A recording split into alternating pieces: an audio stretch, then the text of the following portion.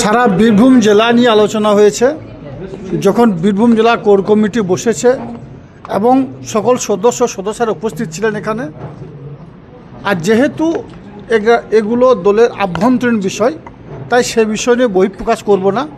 তবে আমি বিগত দিনে আপনাকে বলেছিলাম, নানুরের যে শহীদ মঞ্চ তৈরি হচ্ছে সেটা নিয়েও আলোচনা করেছি এবং সেখানেও সর্বসম্মতভাবে সিদ্ধান্ত হয়েছে যে নানুরের 11 জন ক্ষেতমজুরের সঙ্গে সঙ্গে নানুরের যারা শহীদ হয়েছে তাদের পাশে তাদের নামগুলো রাখা হবে।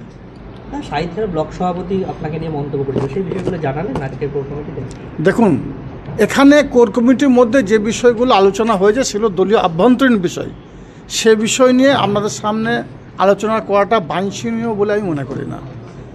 কিন্তু যে বিষয়গুলো আলোচনা হয়েছে সকল বিষয়ে আমরা সর্বসম্মতিক্রমে একমত প্রকাশ করেছি এবং বীরভূম জেলা আগামী দিনে সকলে একত্রিত হবে, কাঁধে কাঁধ মিলিয়ে পায়ে পা মিলিয়ে লড়াই করব আমাদের বীরভূম জেলা কোর কমিটির চেয়ারপারসন ডক্টর আশিস বন্দ্যোপাধ্যায়ের নেতৃত্বে।